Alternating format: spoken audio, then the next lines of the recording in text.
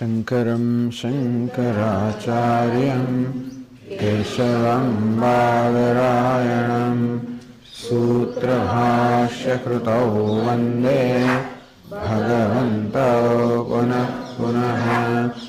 ईश्वरो गुरुरात्मेति मूर्तिभेदविभागिने व्योमवद्व्याप्तदेहाय दक्षिणामूर्तये नमः।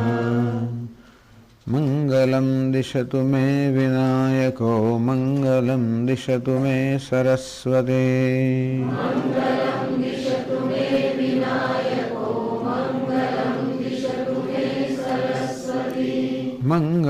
दिशतु मे महेश्वरी मंगलं दिशतु मे सदाशिवः।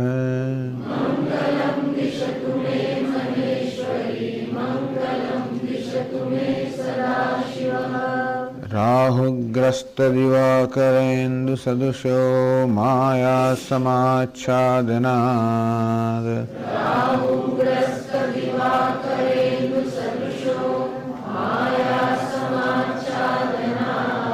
सन्मात्रः कर्णोपसंहरणतो यो भूत् सुषुप्तः पुमान्।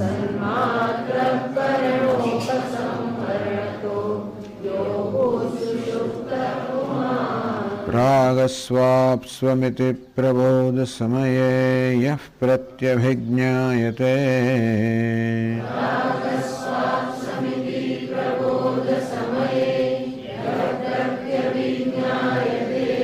तस्मै श्रीगुरुमूर्तये नमः। इदं श्रीदक्षिणामूर्तये।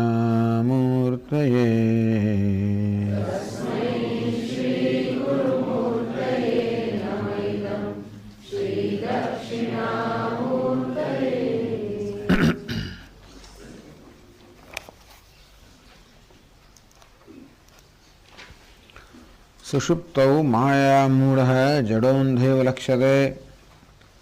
माया समाच्छादनात् कर्णोपसंहरणतः। सुषुप्ति में माया થી અત્યંત મોહિત થયેલો આ પરમાત્મા જાણે કે જડ હોય, અચેતન હોય, અંધ હોય અર્થાત અજ્ઞાની હોય, કશું જ ભાન ન હોય, બેભાન હોય, એ પ્રકારનો જડ અને બેભાન એવો લક્ષ્યતે એવો જણાય છે. અપ્રકાશતયા ભાતિ સ્વપ્રકાશતયાપી. તો એનું જાણે કોઈ પ્રકાશ નથી અર્થાત એનું કોઈ વિશેષ જ્ઞાન નથી, માટે એ જાણે કે ભાસતો નથી, પરંતુ સ્વયં પ્રકાશ હોવાને કારણે ભાસી પણ રહ્યો છે. જડાત્મ છે દેહાદૌ સાક્ષાત ઈશો વિચ્યતે.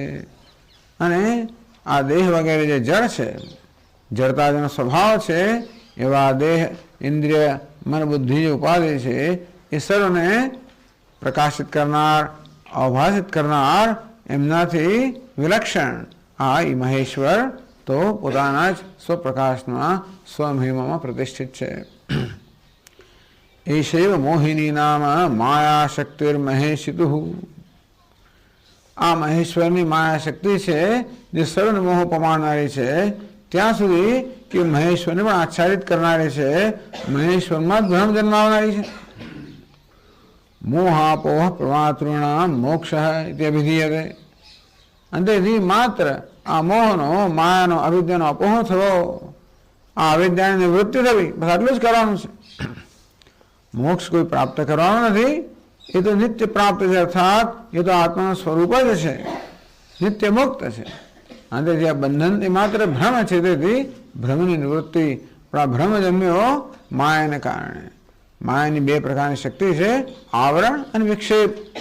તો મહેશ્વરના સ્વાભાવિક સ્વરૂપને ઢાંકી દેવું અને ત્યાં જે નિત્ય મુક્ત છે ત્યાં હું બદ્ધ છું એ પ્રકારનો વિપરીત ખ્યાલ જન્માવો. તો તેથી હું બદ્ધ છું, દુઃખી છું, આપ મર્ત્ય છું, આ બધા ભ્રમ છે. માટે આ ભ્રમની જ નિવૃત્તિ કરવાની, વાસ્તવમાં બીજું કંઈ કરવાનું નથી. મહેશ્વરને મુક્ત કરવાનું નથી. જે મુક્ત મહેશ્વર છે એને બંધનના ભ્રમથી મુક્ત કરવાનો છે. વિમુક્તસ્ય વિમુચ્યતે. જે વાસ્તવમાં મુક્ત જે છે એ જ મુક્ત થાય છે. તો હવે આગળ કહે છે પ્રબોધ સમય प्रत्यभिज्ञायमानस्यात्मनः स्वरूपमाह प्रागस्वाप्समेति प्रबोध समय, प्रबोध समय जड़ था। तो ये कैसे कि अहम अस्वाप्सम, हूँ જ સૂતો હતો, પોતે જાગ્રત છે કે હું સૂતો હતો, એ જેની પ્રત્યભિજ્ઞા થાય છે, જેનું જ્ઞાન થાય છે, જેની સ્મૃતિ થાય છે કે ઓળખાણ થાય છે, એ આત્માનું સ્વરૂપ હવે કહે છે.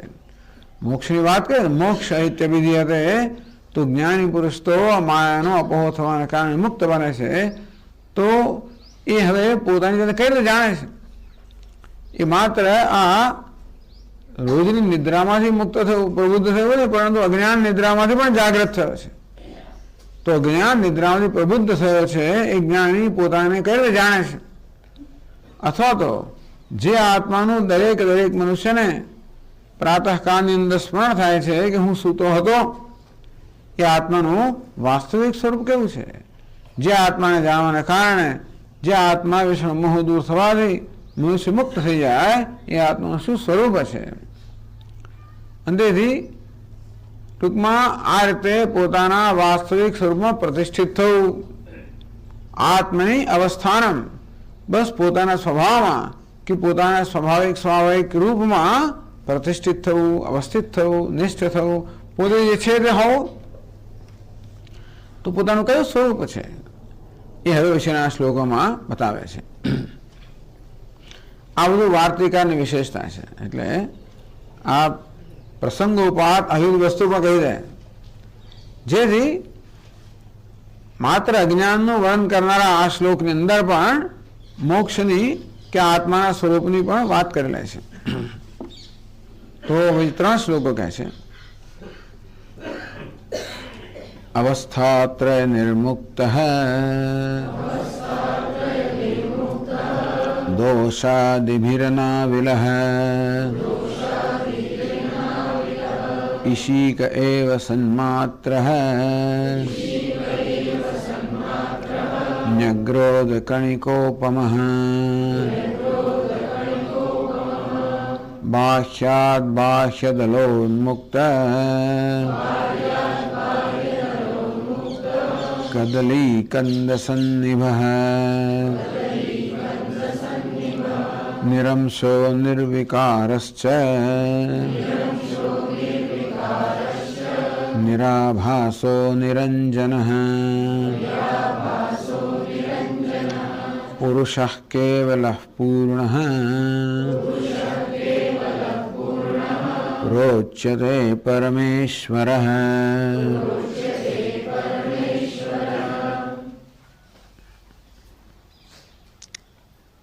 अवस्थात्रय निर्मुक्त है, જે ત્રણેય અવસ્થાથી મુક્ત છે, ટીકા કહે છે અવસ્થાત્રય સાક્ષિત્વાદેવ અવસ્થાત્રય વર્જિત. તો યત સ્વપ્ન જાગર સુષુપ્તમ અવૈતિ નિત્યમ, જે સ્વપ્નને જાગ્રતને સુષુપ્તને નિત્યમ અવૈતિ, જે નિત્ય જાણે છે, નિત્ય સાક્ષી છે, જે ત્રણેય અવસ્થાનો નિત્ય સાક્ષી છે. તો અવસ્થાત્રય નિર્મુક્ત, એ ત્રણેય અવસ્થાથી મુક્ત છે. આત્મા ત્રણેય અવસ્થા મુક્ત છે. હું શા માટે? અવસ્થાત્રય સાક્ષિત્વાદેવ, એ ત્રણેય અવસ્થાનો સાક્ષી હોવાને કારણે ત્રણેય અવસ્થાથી મુક્ત છે. કારણ કે સાક્ષ્ય હંમેશા સાક્ષ્યથી એના ધર્મથી મુક્ત હોય. પ્રકાશક છે એ પ્રકાશના ધર્મથી કે પ્રકાશથી મુક્ત હોય, રહિત હોય, અસંગ હોય. તે આત્મા પણ આ ત્રણેય અવસ્થાનો સાક્ષી હોવાને કારણે अवस्थात्रय निर्मुक्त है, त्रणेय अवस्थाથી मुक्त છે.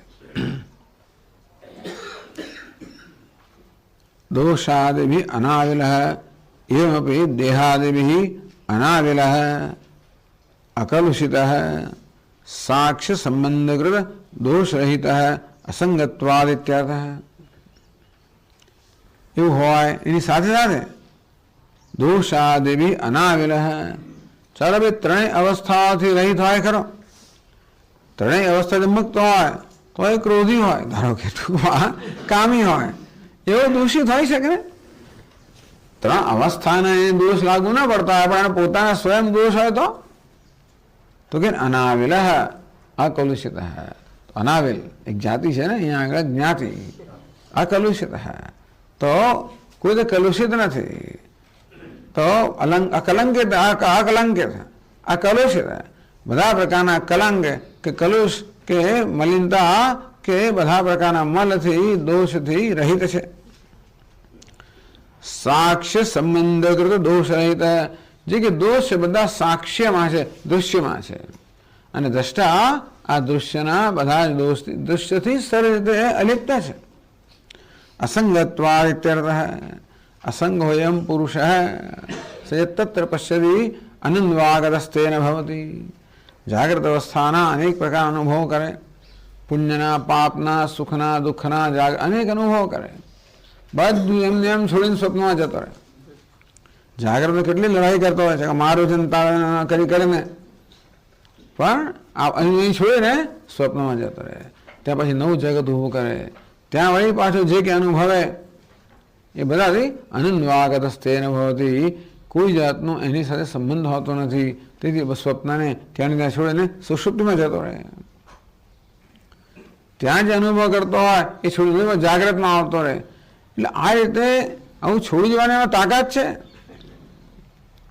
જેવી રીતે કોઈ બહુ મહામત્સ્ય, બહુ જ એકદમ બળવાન માછલી મોટી હોય અને ગમે તેટલો નદીનો પ્રવાહ છતાં પણ સ્વતંત્રતાથી આ કિનારે પેલા કિનારે જાય, તેવી રીતે આત્મા પણ આ જાગ્રતમાંથી સુષુપ્તિમાં સ્વતંત્રતાથી જાય છે. કારણ કે કશાય સાથે સંબંધિત નથી. અહીં હોય તો જાણતો નથી કે સંબંધ, પણ ઊંઘી જાય ત્યારે બધું છોડીને જતો રહે છે. એવું મરીને છોડ જતો રહ્યો નથી, અત્યારથી જ જતો રહે, રોજ જતો રહે છે. કારણ કે અસંગ છે, અસંગ હોય એમ પૂર, કશા સાથે સંબંધિત નથી, કશા સાથે આસક્ત નથી, કશા જોડાયેલો જ નથી. અસંગત્વાત. તેથી જે દોષ છે બધા સાક્ષ્યમાં છે, દૃશ્યમાં છે, જળમાં છે, ચેતનમાં કોઈ દોષ હોતા જ નથી. આ બધા દોષને પ્રકાશિત કરનાર ચૈતન્ય દોષ રહિત જ હોય. અવસ્થા ત્રય નિર્મુક્ત, એ અવસ્થાનો સાક્ષી હોવાને કારણે ત્રણ અવસ્થાથી મુક્ત છે. તેવી રીતે બધા દોષનો સાક્ષી કે પ્રકાશક હોવાને કારણે બધા દોષથી મુક્ત જ છે. એટલે બહુ આપણે એકદમ નિડરતા જાહેર કરી શકીએ કે હું નિર્દોષ છું, હું ક્રોધી નથી, કામી નથી, લોભી નથી. કેમ? ક્રોધનું તો મને જ્ઞાન છે. કામ ક્રોધ લોભ બધા હું જાણું છું, મારા વડે પ્રકાશિત છે, એનું પ્રકાશક છું, સાક્ષી છું. મારે કોઈ લેવા નાવા નીચેવાનો લેવા દેવાનો સંબંધ નથી, કયો સંબંધ નથી. અસંગો હિયમ પુરુષ, એવું કહી શકીએ તો આ કામ ક્રોધ કશું ના કરી શકે આપણને. અને કહેવામાં જરાય ખોટું નથી કે હકીકત છે. હું એનો પ્રકાશક છું, દ્રષ્ટા છું. આ પ્રકાશક હંમેશા પ્રકાશ્યના ધર્મથી મુક્ત જ હોય. દ્રષ્ટા હંમેશા દૃશ્ય કરતા ભિન્ન જ હોય અને ક્યારેય દૃશ્યનો દ્રષ્ટાને સ્પર્શ થાય જ નહીં. યુષ્મસ્મત પ્રત્યેકો વિષય વિષયનો તમઃ પ્રકાશ વિરુદ્ધ સ્વભાવ હોય. તે રીતે જેવી રીતે અંધકાર ક્યારેય પણ પ્રકાશને સ્પર્શ ના કરી શકે, તે રીતે આ દૃશ્ય ક્યારે દ્રષ્ટાને સ્પર્શ કરી જ ના શકે. તો દૃશ્યના ધર્મનો પ્રશ્ન ક્યાં રહ્યો? તેથી આ કામી ક્રોધી હું કોઈ નથી, સુખી દુઃખી કશું નથી. આ સુખ દુઃખ બધા અંતઃકરણના ધર્મ છે. કામ ક્રોધ બધા અંતઃકરણ ધર્મો છે, બધાને પ્રકાશિત કરનારું છું. જેવી વૃત્તિ જન્મે કે તરત કહી શકાય દરેક વૃત્તિના સંદર્ભમાં. કશાય રાજવાની જરૂર, દરેક વૃત્તિ જન્મે એનું પ્રત્યાઘાત આવો જ જન્મે છે. સુખ વૃત્તિ જન્મે સુખી, અરે સુખ વૃત્તિ જન્મી અને દ્રષ્ટા છું. સુખીપણાથી મુક્ત, વૃત્તિ જન્મી અને મુક્ત જ છું, સાક્ષી છું. માટે વૃત્તિ સાક્ષ્ય અર્થાત સાક્ષીનો વિષય છે. સાક્ષ્ય સંબંધકૃત દોષ રહિત. આપણામાં દોષ ના હોય તો કશાય જોડાઈએ તો દોષ થાય. પેલા નટવરસિંહે કશું કર્યું તો સોનિયા ગાંધીને દોષ લાગે, એટલે એવું છે જોડાયા એમ હોય. દીકરો કઈ કરે તો પણ. એટલે આપણા મોરારજીભાઈ દેસાઈને આ તકલીફ હતી, એવું કહેવાય છે. એનો દીકરો જાત જાતની વસ્તુઓ કરે, એના વિશે કહેવાય આપણને ખબર નથી, પણ તો કંઈ નહીં કોઈ તો દોષ લાગે. મારો દીકરો ભલે ગાંધીજીએ શું કરે, એનો દીકરો જાત જાતનું કરતો, દારૂ પીએ, ફલાણું કરે, ઢીકણું કરે, જાય ને બધા એમને કાગળ લખ કરે. એમને દુઃખ થાય, એમને દુઃખ થાય કે મારો દીકરો આવું કરે છે. માતાને દુઃખ થાય, કસ્તુરબાને દુઃખ થાય. આમ સંબંધિત હોય ને, આપણામાં કશું ના આવે તોય, આપણે સંબંધિત હોય ને તોય કશું ને કશું તો આપણે વળગે છે સંબંધ દ્વારા. પણ સાક્ષ સંબંધ કૃતો સંબંધ જ નથી. અસંગો એ કોઈ સંગ નથી, સંબંધ નથી અને સંપર્ક નથી. બધા સંપર્કથી રહિત. ભલે ઘટાકાશ કહેવામાં આવ્યો કે આકાશ ને ઘટનો કોઈ સંપર્ક જ નથી, સ્પર્શ જ નથી, સંબંધનો તો પ્રશ્ન જ નથી.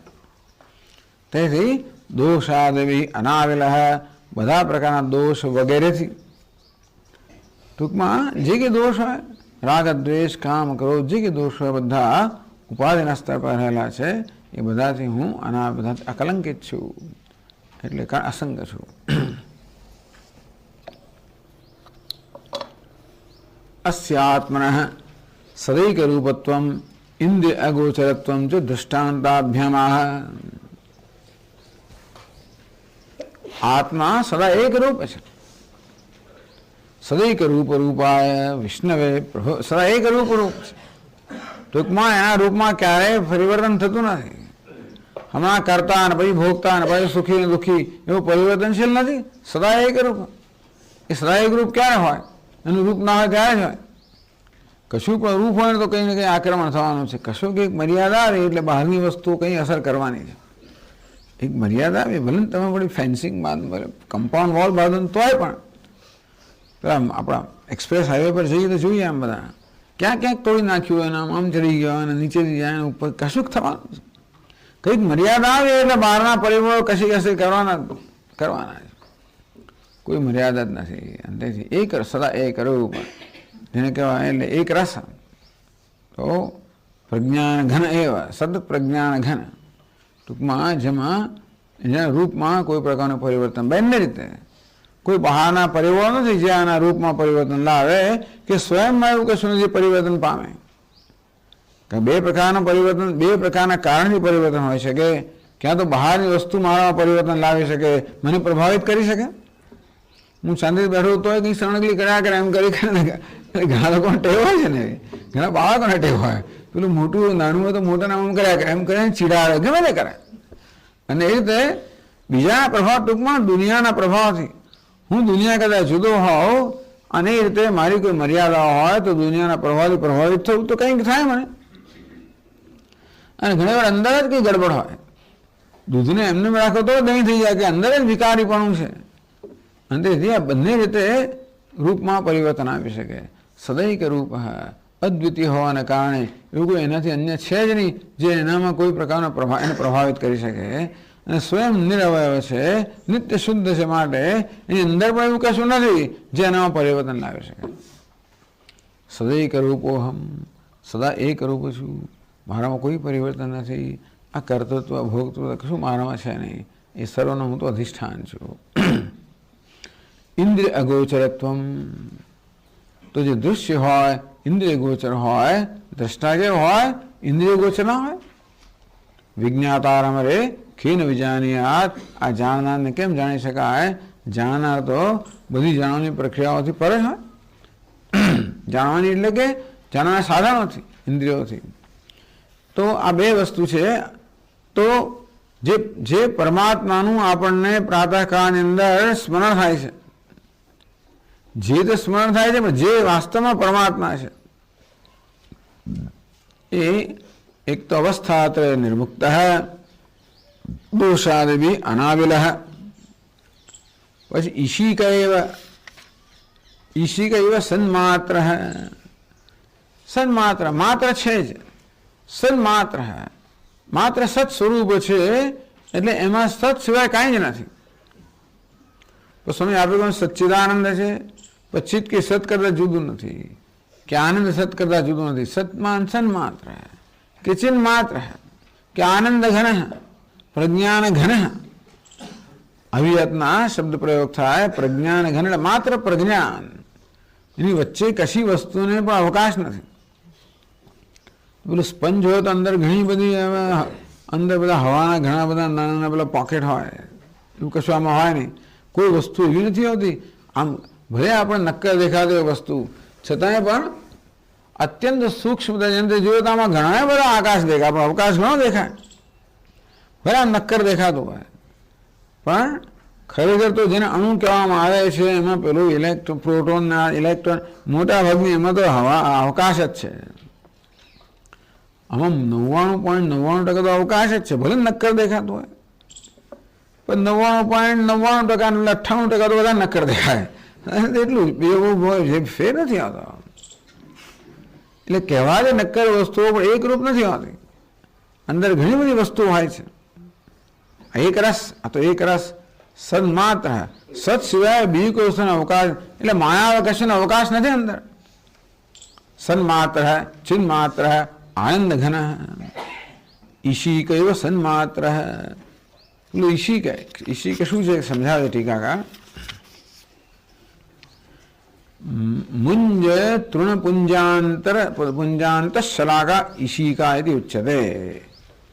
એ મુંજ નામની ઘાસ છે.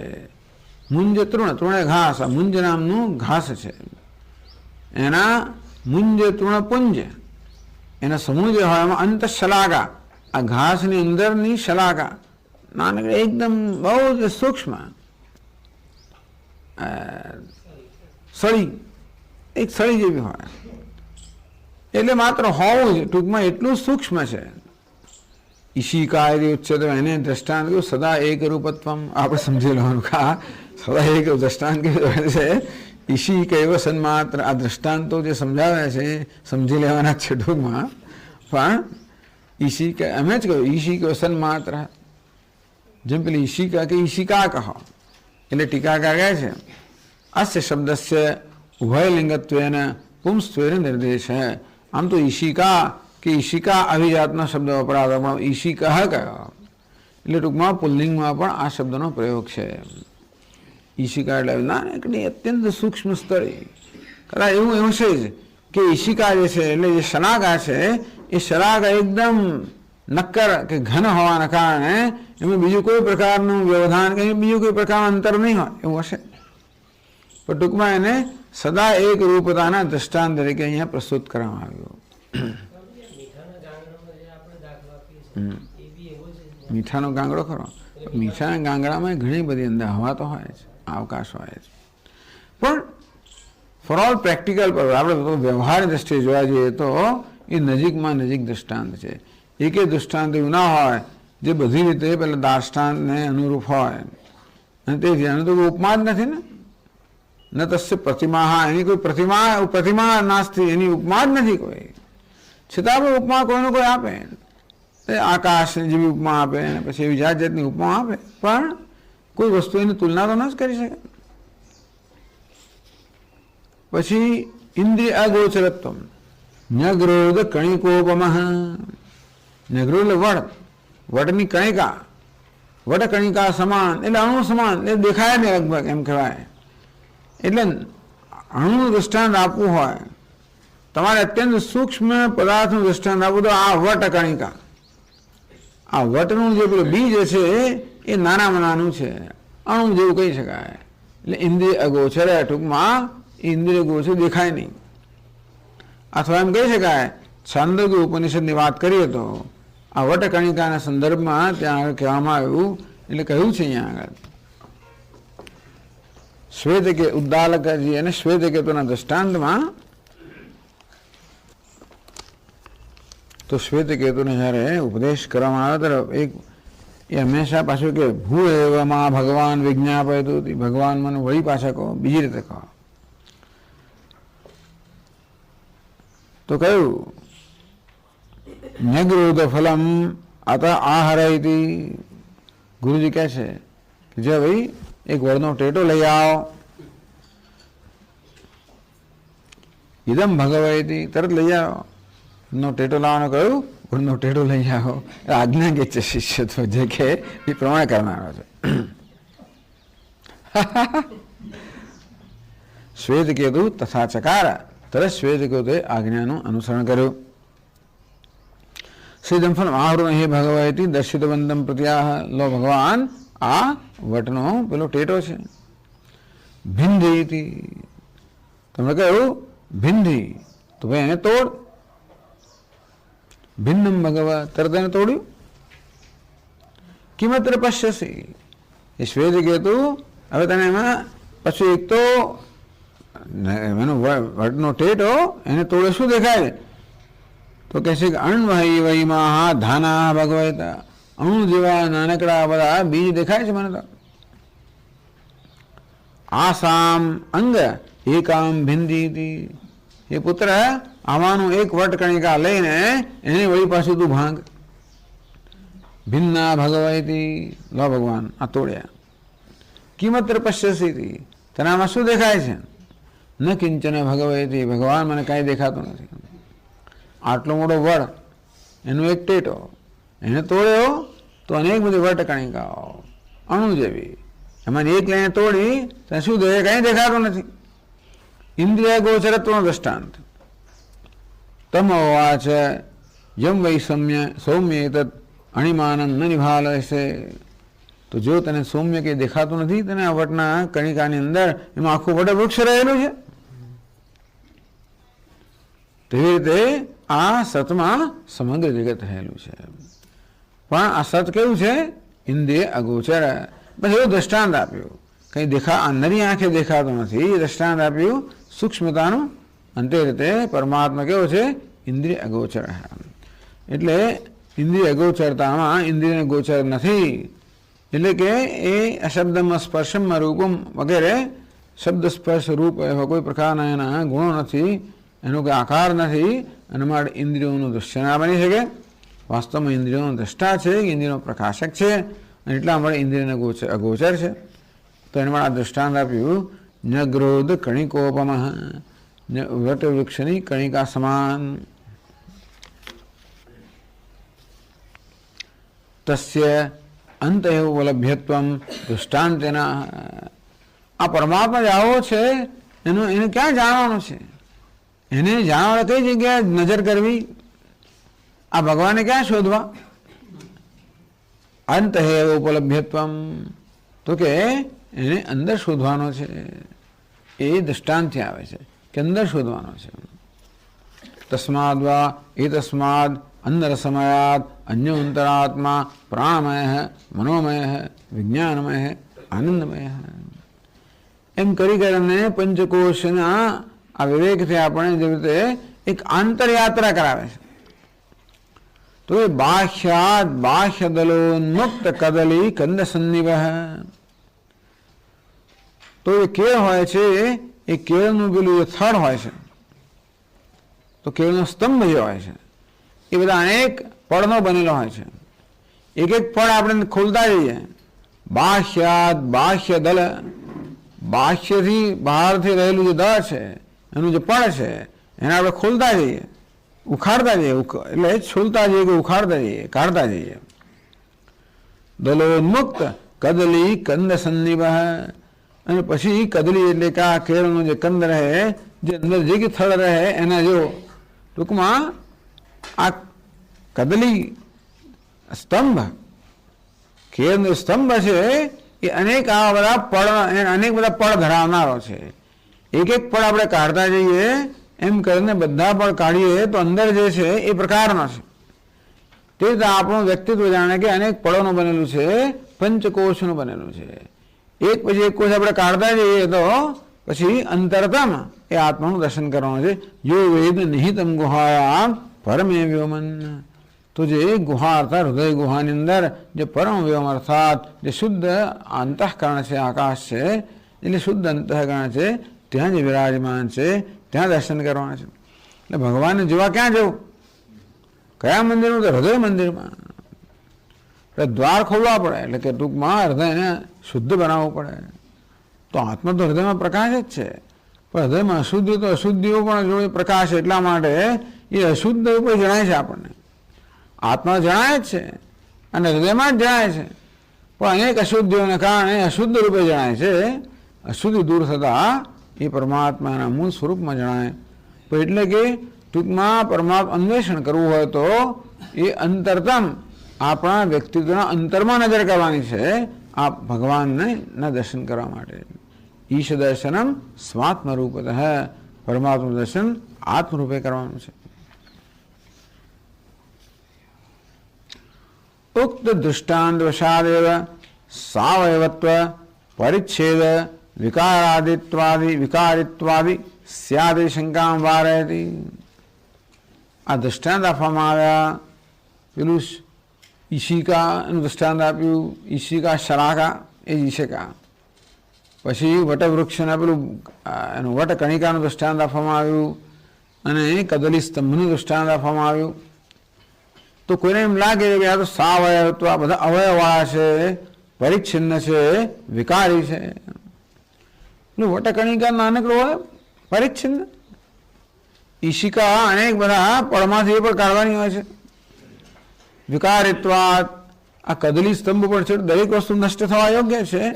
એટલે આ દૃષ્ટાંતને આપણે મુખ્ય અર્થમાં લઈએ તો કદાચ આવી જાતની ગેરસમજ ઊભી થવાની સંભાવના છે.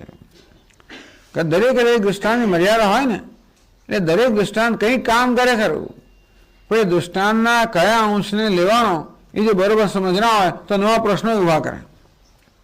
એવું જ થતું હોય છે. એક પ્રશ્ન ઉત્તર આપવા માટે આપણે કંઈ કહીએ તો એ પ્રશ્ન ઉકલે, પણ એમાં તો બીજો નીકળે પાછો. એ આપીએ એટલે ત્રીજું નીકળે. કારણ કે ઉત્તરના એટલે કયા અંશને લેવાનું દૃષ્ટાંતના, તો તેથી કદાચ આ પ્રકારની ગેરસમજ ઊભી થવાની સંભાવના છે. એટલા માટે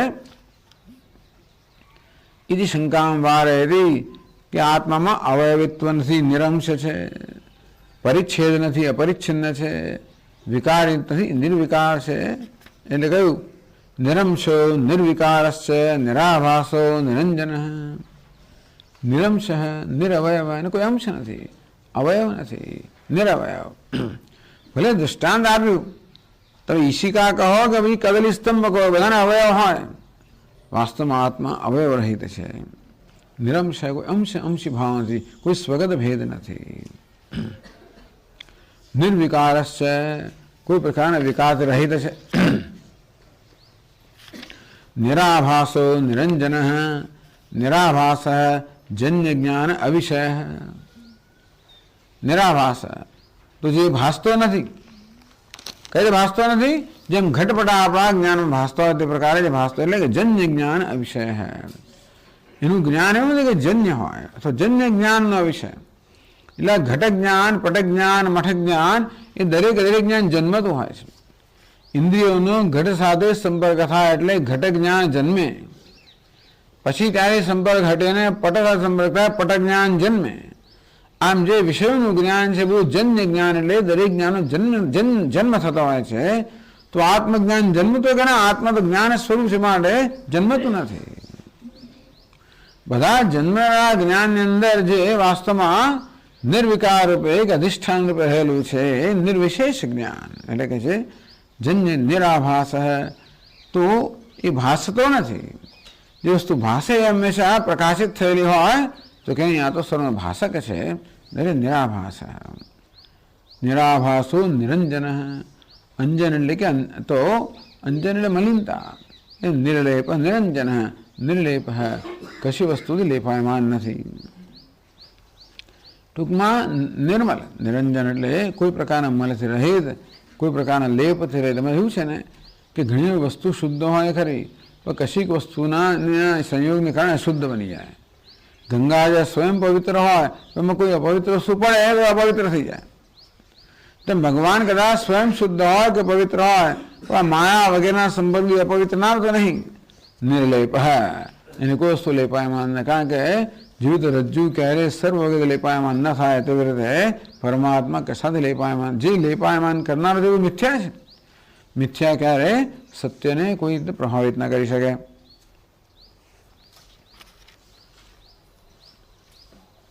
પુરુષ કેવલ પૂર્ણ પ્રોચ્યતે પરમેશ્વર.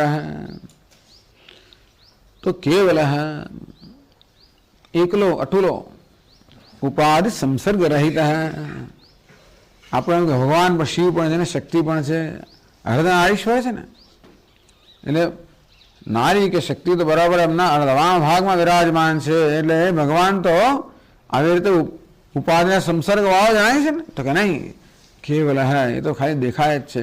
એવું દેખાવા છતાં પણ વાસ્તવમાં એનાથી નિત્ય મુક્ત છે, અર્થાત ઉપાધિથી અસંસ્પૃષ્ટ છે, ઉપાધિ સંસર્ગ રહિત. નહીંતર આ શરીર વગેરે આટલું નજીક છે આત્માની, તો આત્માને પ્રભાવિત કરતું હોય, કંઈક સંપર્ક થતો હોય તો કંઈક મલિનતા જતી રહેવાની.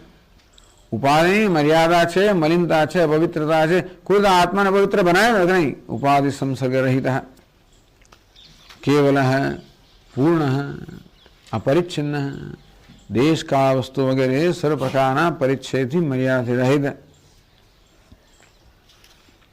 पुरुष केवल पूर्ण प्रोच्यते परमेश्वर.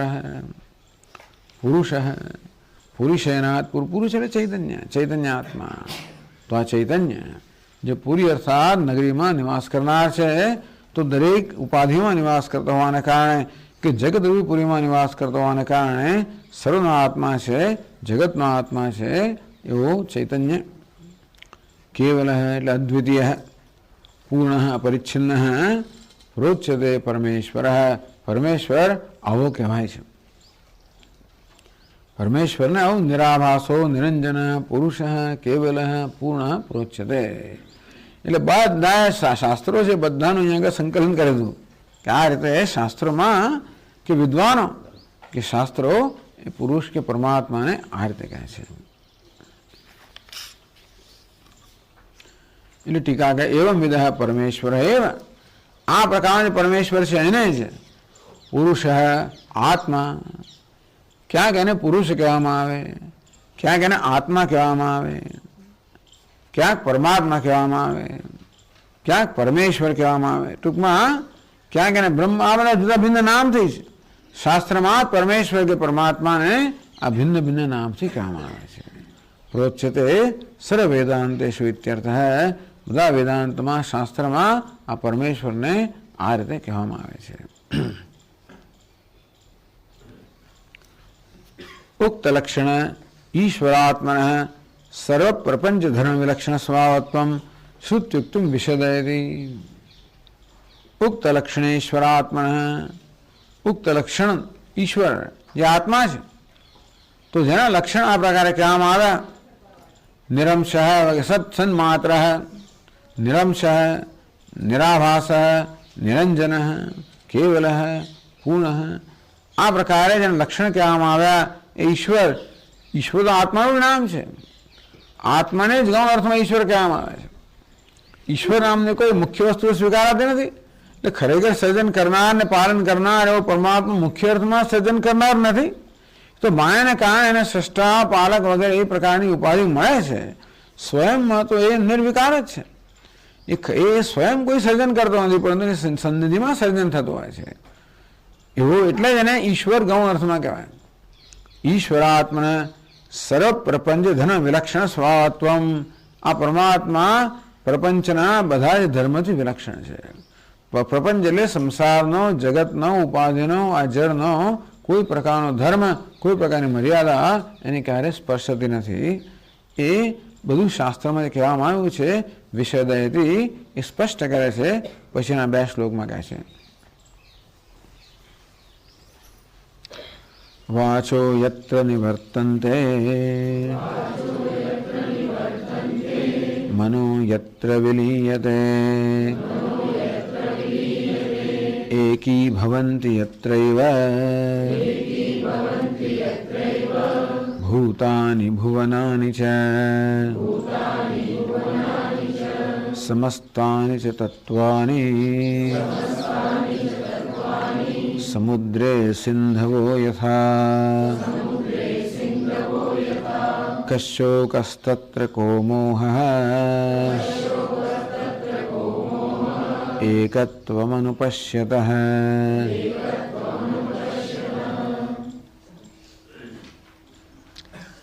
વાચો યત્ર નિવર્તન્તે યચો યતો વાચો નિવર્તન્તે અપ્રાપ્ય મનસા સહ. બહુ જાણીતું વાક્ય છે તૈત્રીય ઉપનિષદનું. યતો વાચો નિવર્તન્તે યતઃ, યસ્માત જેનાથી વાણી જેમાંથી પાછી ફરે છે. અપ્રાપ્ય જેને પ્રાપ્ત કર્યા વગર વાણી પાછી ફરે છે. મનસા સહ મનને લઈને, મન સહિત વાણી પાછી ફરે. એટલે વાણી મન સાથે જ હોય. એમાં એવું નથી કે મન જુદું હોય ને વાણી જુદી હોય. વાણી હોય એટલે મન હોય ને મન હોય એટલે વાણી હોય જ. શબ્દ અને શબ્દને પ્રત્યય. વાણી એટલે શબ્દ અને મન એટલે પ્રત્યય. કોઈ શબ્દનું ઉચ્ચારણ કરવામાં આવે એટલે એ પ્રકારનો પ્રત્યય, એ પ્રકારનો ખ્યાલ જન્મવાનો જ છે. એમાં કોઈ સ્વતંત્રતા જ નથી. આમ ઘણો શબ્દનું ઉચ્ચારણ થયું એટલે એ પ્રકારનો ખ્યાલ જન્મવાનો જ છે. એ શબ્દની શક્તિ જ છે કે આનો ખ્યાલ જન્માવે. ન સાંભળે તો જુદી વાત છે, જુદું સાંભળે તો પણ જુદી પડે. જે સાંભળીએ તે કશું તો આ ખ્યાલ જન્માવે. દરેક દરેક શબ્દ કશોક તો ખ્યાલ જન્મ આવે. પક્ષી બોલે તો કે ખ્યાલ જન્મ, કશુંક જન્મ આવે. પણ ખાસ કરીને શબ્દનો અર્થ અહીંયા જે છે કે આર્ટિક્યુલેટ વર્ડ, ટૂંકમાં પદ, એટલે કે આ જે ભાષાનો જે શબ્દ છે જે અર્થ ધરાવનારો છે એ દરેક દરેક શબ્દ એનું પોતાનો અર્થ આપણો પ્રગટ કરે, અર્થાત કોઈનો ખ્યાલ જન્મ આવે છે. એ ખ્યાલને જ મન કહેવામાં આવે છે અને એ શબ્દને જ નામને શબ્દ કહેવામાં આવે છે, વાણી કહેવામાં આવે. યતો વાચો નિવર્તન્તે, કોઈ શબ્દની પરમાત્મામાં પ્રવૃત્તિ નથી, કારણ કે કોઈ પણ શબ્દ પરમાત્માનું નિરૂપણ કરવા માટે પર્યાપ્ત નથી. દરેક દરેક શબ્દની એક મર્યાદા હોય, કારણ કે દરેક દરેક શબ્દ હંમેશા બીજા કોઈ શબ્દના કે બીજા કોઈ ખ્યાલ જ ઉત્પન્ન કરી શકે, કશાકના સંદર્ભમાં જ શબ્દ જ્ઞાન ઉત્પન્ન કરી શકે. તેથી દરેક દરેક શબ્દો કોઈ ક્રિયાના સંદર્ભમાં એવું પ્રાભાસ કરો તો કહે છે કે દરેક દરેક શબ્દમાં કશી ને કશી ક્રિયા રહેલી જ હોય. ગાય એટલે જ જતી હોય, આવતી હોય, આ કરતી હોય, વાત કરતી હોય, દરેકમાં કશું રહેલું છે. માઇક્રો કોઈ પણ શબ્દ હોય દરેક દરેકની અંદર. મને કોઈ કૂતરાનું દ્રષ્ટાંત કેમ ના આપ્યું? કૂતરું પણ એવું કરતું હોય છે. એક વાર એવું થયું, આમ કૂતરું ચાલતા આવે બચકું ભરી ગયું. એ કૂતરું એવું કરતું હોય છે, એમ બચકું ભરી જાય ને એવું થયું. બાકી કોઈ બીજા નથી ભર્યું. આ વ્યક્તિનું પ્રારંભ જ એવું છે કે આજે બચકું ભરી ગયું, પછી એમને ફરવા માંડ્યું, કારણ કે બન્યું જ નથી. આપણે હડકાયું નથી કૂતરું, ત્યારે થોડા દિવસ જોયું તો એવું ન થતું. પણ એટલે કોઈ પણ ટૂંકમાં કશી વસ્તુ થાંભલો એટલે શું છે? ઉચકનારો હોય તે. છત એટલે જે આપણને તડકા છાંડ બચાવનાર, એ દરેક દરેક સાથે કોઈ ઉપયોગીતા છે ને. જગતનો જે કોઈ પદાર્થ છે દરેક પદાર્થમાં કોઈ ક્રિયા કે ઉપયોગીતા રહેલી જ છે. એના સંદર્ભમાં જે શબ્દ આપણો ખ્યાલ જન્માવતો હોય છે. ભલે બીજી ભાષામાં શબ્દ આપણે ન જાણતો હોય, પરંતુ કહેવાનો આવે છે કે છેવટે ઉપયોગીતામાંથી શબ્દ બનેલો છે. જે કોઈ શબ્દ બનેલો છે ક્રિયાપદમાંથી બનેલો છે, અને ક્રિયા શબ્દ બનેલી છે કશું ને કશું કામ કરવાને કારણે, ઉપયોગીતાને કારણે. આમ દરેક દરેક શબ્દનો કોઈક એવો સંદર્ભ હોય છે માટે તેથી દરેક શબ્દ આપણને ખ્યાલ જન્માવે. તેથી પરમાત્મા કોઈ શબ્દ કે ખ્યાલ પૂરતો મર્યાદિત નથી. અર્થાત કોઈ શબ્દનો વાચ્યાર્થ પણ ન બની શકે, કોઈ ખ્યાલની અંદર પણ મર્યાદિત ન થઈ શકે. એટલા માટે કહેવામાં આવે કે જ્યાંથી વાણી અને મન એટલે કે શબ્દ અને પ્રત્યય બંને પાછા ફરે, અર્થાત જેને પહોંચી શકતા નથી. ન તત્ર ચક્ષુર ગચ્છતિ ન વાગ ગચ્છતિ ન મન. ચક્ષુ અર્થાત જ્ઞાનેન્દ્રિયોની ગતિ નથી, વાણી અર્થાત કર્મેન્દ્રિયોની ગતિ નથી, મનની ગતિ નથી. એટલે પેલો બહુ ત્રાસી ગયો કે મહારાજ કરવાનું શું? કે કરવાનું બંધ કરી દે, બસ એટલું જ કરું. એને જાણવું કેવું હતું, એ પ્રયત્ન જ છોડી દે. અન્ય દેવ તદ્વિદાત અથો અભિદાત નથી. તું જાણવાનો પ્રયત્ન કરે છે માને એટલે એની પાછળ તારી માન્યતા છે કે એ જાણવાનો વિષય છે. તારી ભિન્નતા જાણવાનો પ્રયત્ન કરે. તો ચક્ષુની ગતિ ક્યાં હોય? જે મારાથી ભિન્ન હોય તેમાં. વાણીની ગતિ ક્યાં હોય? મારાથી ભિન્ન હોય તેમાં. મનની ગતિ પણ ત્યાં જ હોય. આ નિષેધ કરીને એને નિરાશ કરવા નથી માગતા, પણ એ બહાર ફાંફામાં છોડી દે. કારણ કે વાણી કે ચક્ષુ કે મનની ગતિ ત્યાં જ હોય. વાચું યત્ર નિવર્તન્તે મનો યત્ર વિલીયતે. એક જ વસ્તુ એવી છે જેમાં મન અને વાણીની ગતિ નથી, અને તે છે હું. મનને વાણીનો પ્રયોગ કરનારમાં મન વાણીની ગતિ નથી. એટલે હુંને જાણવા આપણે મન ને વાણીનો પ્રયોગ બંધ કરી દેવાનો. બસ. બુદ્ધિશ્ચ ને વિચેષ્ટતી. બુદ્ધિની પણ ચેષ્ટા બંધ છે, મનની પણ પ્રવૃત્તિ બંધ છે. તથા ચ શ્રુતય યતો વાચો નિવર્તન્તે અપ્રાપ્ય મનસા સહ. એનો અનુવાદ કરવામાં આવ્યો વાચો યત્ર નિવર્તન્તે મનો યત્ર વિલીયતે. પછી કહે છે એકી ભવંતી યત્રૈવ ભૂતાની ભુવનાની છે. જ્યાં યત્ર જે અધિષ્ઠાન સ્વરૂપ પરમાત્મામાં ભૂતાની ભુવનાની છે. પંચમા ભૂત અને એમાંથી સર્જાયેલા 14 ભુવન જે કંઈ છે જગતની અંદર બધું જ યત્ર એકી ભવંતી એ ત્યાં એકી ભવંતી, અર્થાત બધા ત્યાં જઈને વિરમે છે, એમાં નિવૃત્ત થઈ જાય છે, એમાં વિલીન થઈ જાય છે. એમાંથી બધા ઉત્પન્ન થયેલા છે, એમાં જ સ્થિતિ છે, એમાં જેને નિવૃત્ત થઈ જાય છે, વિલીન થઈ જાય છે.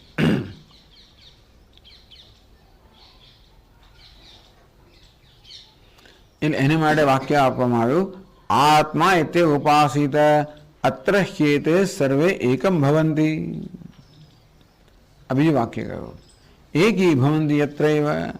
એ વાક્યને પાછળ આ સમજાવે છે, થોડા શબ્દો આગળ મૂકીને એ સ્પીકરના વાક્યની સમજ પણ આપે છે.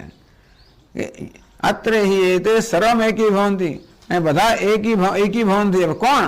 ભૂતાની ભુવનાની છે. બધા ભૂતો અને ભુવનો પણ બધા ત્યાં આગળ જઈને એક બની જાય છે. જો કે આ સંદર્ભ જરા જુદો છે, છતાં પણ પરે વે સર્વ એકી ભવંતી, બધી જગ્યાએ સંદર્ભ જુદો છે, છતાં પણ આત્મા તે ઉપાસિત.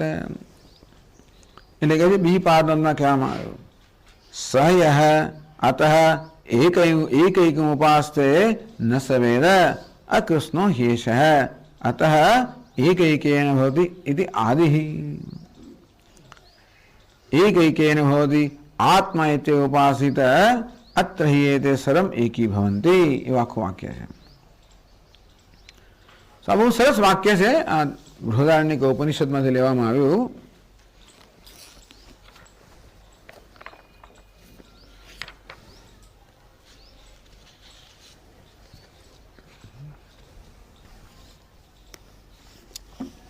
સૈષ પ્રવિષ્ટ આનખાગ્રેભ્ય.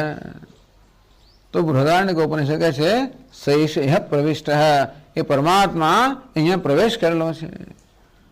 આનખાગ્રેભ્ય, નખના અગ્રભાગ સુધી એ પરમાત્માએ ચેતને આ ઉપાધિમાં પ્રવેશ કરેલો છે.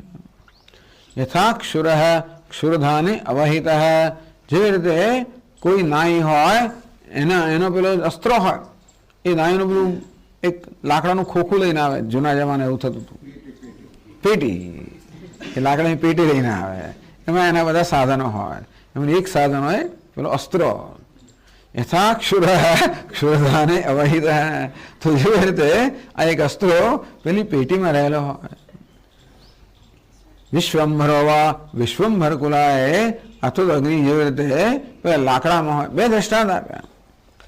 તો અગ્નિ જે છે પ્રત્યે લાકડામાં સામાન્ય વ્યાપ્ત છે, અને અસ્ત્રો જે છે એ પેલી પેટીમાં એક સ્થળે રહેલો છે. તેમ પરમાત્મા પણ અહીંયા આવ્યા. પરમાત્મા પણ આ દેહની અંદર સર્વત્ર વ્યાપ્ત છે સામાન્યતયા.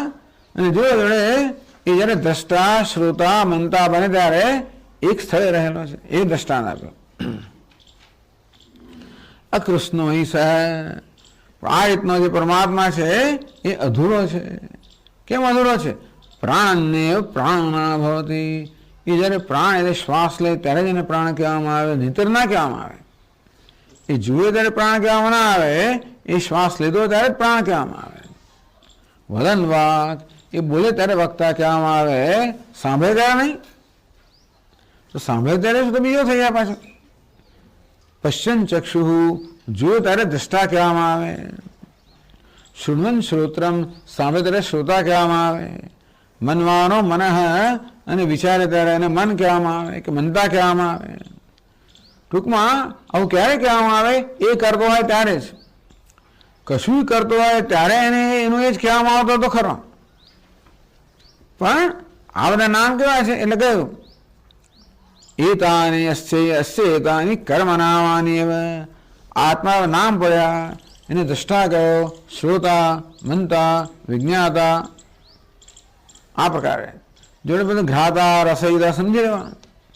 તો કર્મ નામાની, આ તો અમુક પ્રકારના કર્મ કરે છે, એ કારણે એને નામ પ્રાપ્ત છે.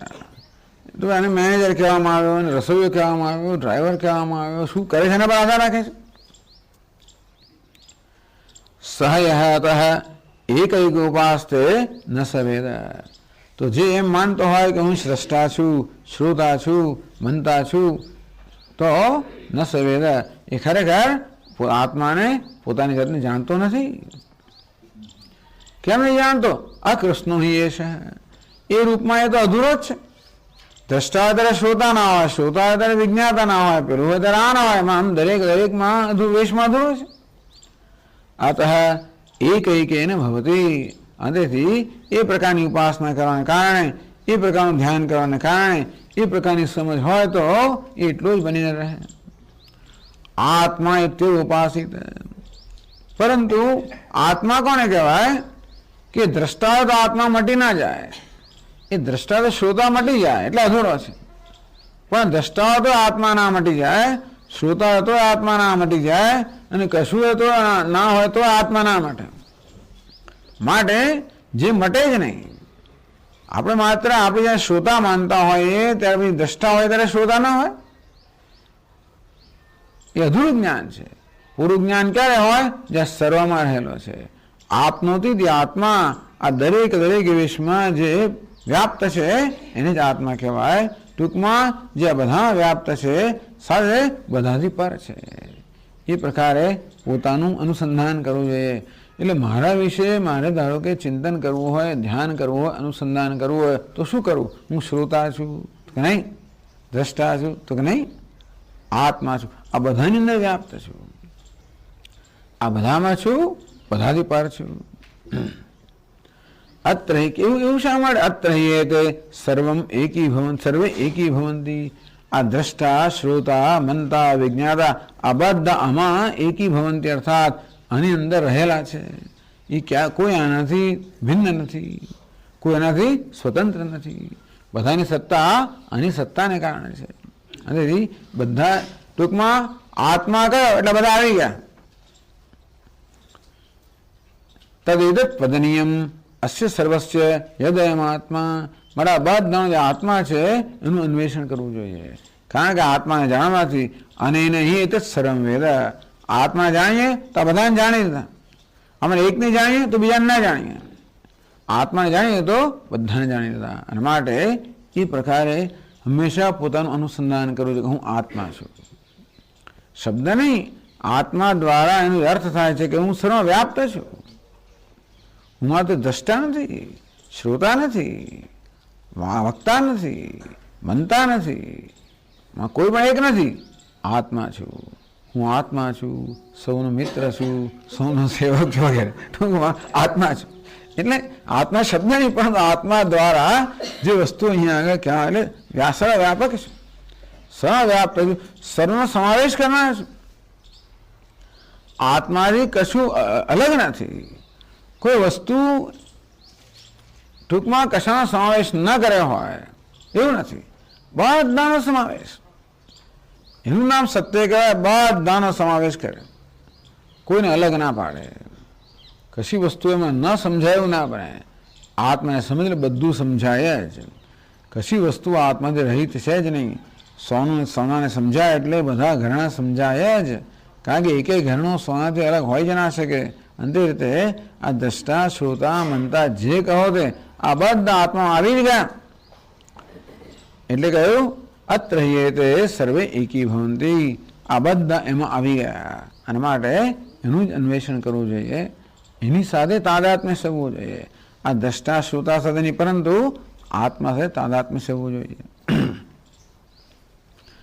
એટલે અહીંયા કહેવામાં આવ્યું આત્મા इति एव अत्र उपासित अत्र ते सर्वे एकी भवन्ति. मुंडकोपनिषद परे व्यये सर्व एकी भवन्ति. पादमत्राण मुंडकोपनिषद. गताः कलाः पंचदश प्रतिष्ठाः देवाच सर्वे प्रतिदेवतासु कर्माणि विज्ञानमयश्चात्मा परे व्यये सर्वे एकी भवन्ति. आ બધું જ પંચદશ કલાઓ કહો, બધા દેવતાઓ, બધું કર્મ, આ જીવાત્મા, આ બધી વસ્તુ છોટે આ પરમ અવ્યય જે પરમાત્મા છે એમાં એકીભાવ પ્રાપ્ત કરે છે. એટલે ત્રીજી પાદમાં કહ્યું અનંતે અક્ષય પરે બ્રહ્મણી સર્વેપી અવિશેષતામ ગચ્છન્તિ. ટૂંકમાં દ્રષ્ટા, શ્રોતા, મનતા બધા આત્માને પ્રાપ્ત કરે એટલે દ્રષ્ટા જતું રહે. બધું રાજા હોય, પ્રધાન હોય, ભિખારી હોય, અભિનેતાને પ્રાપ્ત કરે એટલે બધા રાજા પણ જતું રહે બધું. તેવી રીતે આ બધા એનું શું થઈ જાય? 15 કળાઓ કહો કે બધા દેવતાઓ કહો, પછી કર્મ કહો, ઇન્દ્રિયો કહો, જે બધા એ પરમ પરમાત્માને પ્રાપ્ત કરે બધા પોતા પણ છોડી દે. બધાની વિશેષતા જતી રહે. એટલે કહે છે કે અનંતે અક્ષય પરે બ્રહ્મણી, જે અનંત છે, અક્ષય છે, પરમ બ્રહ્મ છે, એમાં સર્વેપી અવિશેષતામ ગચ્છન્તિ. આ બધા અવિશેષ થઈને બધી વિશેષતાનો ત્યાગ કરીને બધા નિવૃત્ત થઈ જાય, બધા નિરાત બધાને પ્રાપ્ત થઈ જાય. બાકી હંમેશા કશી વિશેષતા હોય ને એટલે કંઈ ને કંઈ છટપટ હોવાની છે. દ્રષ્ટા હોય એટલે છટપટ હોય, શ્રોતા બનતા દરેકમાં છટપટ એટલે ક્યાંય નિરાત ના હોય. દ્રષ્ટાને નિરાત ના હોય, કોઈ શ્રોતાને નિરાત ના હોય, કોઈ પ્રકારનો વેશ હોય નિરાત હોય જ નહીં. તો કે એજન્ડા હોવાનો, કંઈ પ્રયોજન હોવાનું છે, કશું અંદર સાલવાનું છે, અધૂરપ સાલવાની છે. દ્રષ્ટા બનવું, શ્રોતા બનવું, ગમે તે બનવું, મહાન બનવું, રાજા બનવું, ગમે તે બનવું, હિરણ્ય ગર્ભ બનવું, તો એ કશી ને કશી અધૂરપ સાલ્યા જ કરવાની. એટલે અંદરથી કંઈ અજંપો રહેવાનો હોય. પરંતુ જ્યારે આમાં એકીભૂત થઈ જાય ત્યારે બધો અજંપો ચાલી જાય, બધે અધૂરપ ચાલી જાય. યથા અસ્યૈવ પ્રજ્ઞા સર્વાણી ભૂતાની એકમ ભવંતી તદ વ્યાખ્યાસ્યામઃ. તો જેવી રીતે આ પ્રજ્ઞાની અંદર, પ્રજ્ઞા એટલે કે ચૈતન્યમાં બધા જ ભૂતો એક બની જાય છે, એ કઈ રીતે એની વ્યાખ્યા અમે કરીશું. એ તો કૌશિતકી ઉપનિષદમાં અથ અસ્મિન પ્રાણે એવ એકદા ભવતી. તો આ પ્રાણમાં જ બધા આ વાક્યો ત્યાં જુદા સંદર્ભમાં ખરેખર તો આ પ્રાણ વગેરે તો મૃત્યુના સમયની વાત થઈ રહી હોય વગેરે વગેરે, પણ છતાંય આમ વાક્ય જોવા જઈએ તો અથ અસ્મિન પ્રાણે એવ એકદા ભવતી. આ પ્રાણમાં એટલે પરમાત્મા બધા એક થઈ જાય છે. એ પણ કૌશિતકીનું વાક્ય છે.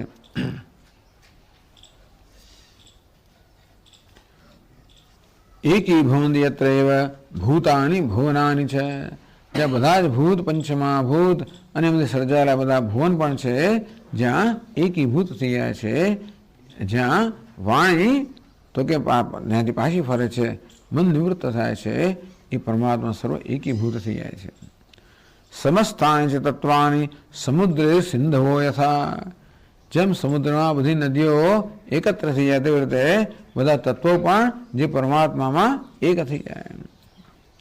તો ટીકાકારે છે જીવાનામ ઉપાધિ પરિત્યાગેન બ્રહ્માત્મૈકતા પ્રતિપત્તિપાદક શ્રુત્યર્થમાહ. તો જીવો પોતાની ઉપાધિનો પરિત્યાગ કરે અને તો બ્રહ્મની સાથે એકતા પ્રાપ્ત કરે. બ્રહ્મ જ છે, પરંતુ હું બ્રહ્મથી અલગ છું, કારણ કે ઉપાધિમાં અહમભાવ છે, માટે મારી જાતને એક નાનકડો મીઠા હું કા માનું, હું જ તરંગ માનતો. સમુદ્ર જ છું, છતાંય એક તરંગ માનું છું, એક નામ રૂપમાં અહમભાવ હોવાને કારણે. અને તે રીતે જીવ માનું છું મારી જાતને એવું કહેવાથી અહમભાવ હોવાને કારણે. બસ એટલું જ ત્યાગવાની જરૂર છે. જીવાનામ ઉપાધિ પરિત્યાગેને. આ જીવાત્માઓ પોતાની ઉપાધિનો પરિત્યાગ કરે. બ્રહ્માત્મૈકતા પ્રતિપત્તિ. તો જીવ જેવી રીતે જે જીવ ઉપાધિનો પરિત્યાગ કરે તો કેવી રીતે બ્રહ્મ સાથે ઐક્ય પ્રાપ્ત કરે છે, એ દર્શાવનારું શુદ્ધિ વાક્ય છે. એનો અર્થ આપ્યો સમસ્તાની તત્વાની સમુદ્રે સિંધો યથા. આ સમુદ્રમાં નદીઓ મળી જાય એ તો મુંડકોપનિષદ પ્રસિદ્ધ વાક્ય છે, પ્રશ્નોપનિષદમાં ખરું. સમસ્તાની તત્વાની જીવા, સમસ્તાની જીવાહ એમ કહ્યું, બધા જીવો મળી જાય. એ તત્વાની શબ્દનો અર્થ એમણે જીવ કર્યો. તથા ચ શ્રુતિ યથા નદ્ય છંદમાના સમુદ્રે અસ્તમ ગચ્છન્તિ નામ રૂપે વિહાય તથા વિદ્વાન નામ રૂપાદ વિમુક્ત પરાત પરમ પુરુષમુપૈતિ દિવ્યમ ઇતિ.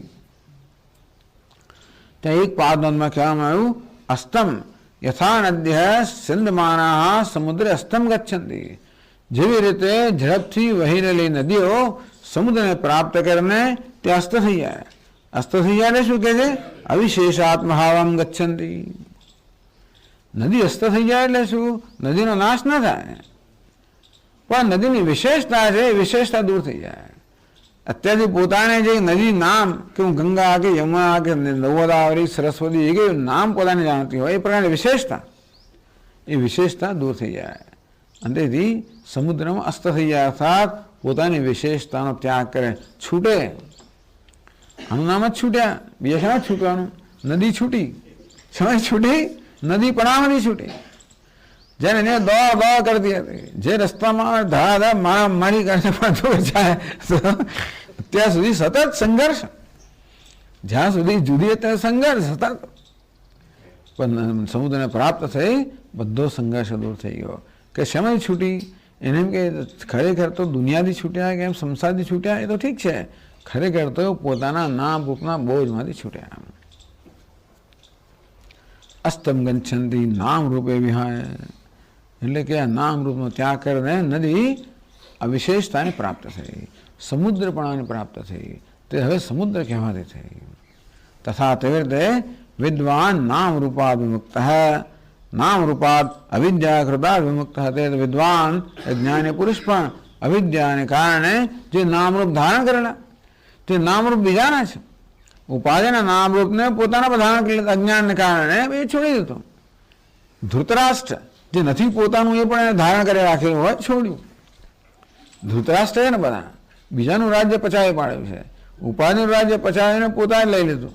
ખબર નથી કે કેટલો મોટો બોજ હશે. ઉપાધિના નામરૂપ પોતે ધારણ કરેલે એમ કરીને એનો કેટલો બોજ છૂટ્યો. તો તથા વિદ્વાન પણ માણસ છોડે જ નહીં ને, ના છોડવું, આ તો ના જ છોડવું. જે વસ્તુ દુઃખ આપનારી છે એ જ નહીં છોડતો માણસ, એને એવો પકડી રાખે એવો પકડી રાખે, એમ કરીને અહંકાર વધારો જ કયા કરે. દુનિયા પણ એને જ પાછી બિરદાવતી હોય. જેનો અહંકાર મોટો એ માણસ વધારે પૂજનીય. અને તો આ તો ના જ છૂટે. નામરૂપાદ મુક્ત અહંનામ વૈરાગ્ય. આ નામરૂપની અંદર પણ એ આસક્તિ નથી. આ મારા છે ને હું જે છું એવી કોઈ આસક્તિ જ નથી. તો નામરૂપાદ મુક્ત ઉપાધિ સાથેના અહમ ભાવમાંથી મુક્ત થઈને પરાત્પરમ પુરુષમ ઉપૈ દિવ્યમ, જે પરાત્પર અર્થાત માયાજીમાં પર અધિષ્ઠાન જે દિવ્ય સ્વયં પ્રકાશ પરમાત્મા છે એને પ્રાપ્ત કરે છે. આ છોડવાથી આટલું નાનું છોડ્યું તો શું મળ્યું એને? નામરૂપ જરા છોડ્યા તો મળ્યું શું? પરાત્પર દિવ્ય પુરુષને પ્રાપ્ત થયો. આ નાનકડી આ ઉપાધિ છોડી દીધી અને એને અનંતની પ્રાપ્તિ કરી. ઇત્યેવમ એકાત્મત્વમ પશ્યતઃ નિખિલ બંધ નિવૃત્તિ અત્રાપી શ્રુતિ ઉદાહરતી. આ રીતે એકાત્મત્વમ પશ્યતઃ, તો આત્માની એકતાનું દર્શન કરનાર જે છે, નિખિલ બંધ નિવૃત્તિ, આત્માની એકતાનું દર્શન કરનાર સર્વબંધ મુક્ત થઈ જાય એ વિષયમાં પણ અત્ર શ્રુતિ ઉદાહરતી, એમાં પણ શ્રુતિ ઉદાહરણ આપે છે. એટલે કશોક તત્ર કો મોહ એકત્વમ અનુપશ્યત. તો ટીકાકાર જ કહે છે યસ્મિન સર્વાણી ભૂતાની આત્મૈવાભૂત વિજાનત તત્ર કો મોહ કશોક એકત્વમ અનુપશ્યત ઇતિ ઈશાવાસોપનિષદ મંત્ર અનેન ઉક્ત. તો બીજી પાદમાં કહે ત્યાં યસ્મિન એટલે કે યસ્મિન કાલે સર્વાણી ભૂતાની આત્મૈવ અભૂત વિજાનત, વિજાન પરમાર્થ વસ્તુ વિજાનત, સર્વાણી ભૂતાની આત્મૈવ અભૂત આત્મા એવ સમૃદ્ધ. તો પરમાર્થ વસ્તુ વિજાનત, આ પરમાર્થ વસ્તુનું જ્ઞાન જે ધરાવે છે, કારણ કે આ દ્રષ્ટા શ્રોતા મંતા વિજ્ઞાતાની પરમાર્થ વસ્તુ આત્મા એનું જ્ઞાન જે ધરાવે છે, જે સમયે ટૂંકમાં અત્યાર સુધી આ બધા અનાત્મા હતા બધા આત્મા બની ગયા. અત્યાર સુધી આ બધાનો સમાવેશ મારામાં નહોતો. આની દેહની બહારની વસ્તુ આપણે બધા વાળા જાત જાતના બનાવેલા હોય ને, એ વાળાની બહારનો તો બહાર હું નહીં, મારું નહીં, આટલો હું અને આ મારું. એ વાળાની બહારની વસ્તુ હું પણ નહીં, મારું પણ નહીં. હિન્દુસ્તાની બહાર એટલે નહીં, શ્રીલંકા તો હે નહીં. કોણ જીતે તો કે આ જ જીતે. મૂર્ખ લોકો હારી ગયા તો હજી હારી થાય. પેલા હારી ગયા ચાર તો આમ આનંદ થયો. આ હારી ગયા એક તો આપણા ગામમાં હારી ગયા પાછા, પણ છતાં એટલે એવું કોઈનો સમાવેશ નહીં. ભૂકંપ તો ઉપર થયો કે નીચે થયો, ક્યાં થયો છે? એટલે ટૂંકમાં કેટલો ભેદભાવ, દરેક વસ્તુ કેટલો ભેદભાવ. એ ભેદભાવ તો સમજ્યા ચાલો, એ તો મોટો મોટો ભેદભાવ છે, પણ અહીંયા જ કેટલો ભેદભાવ.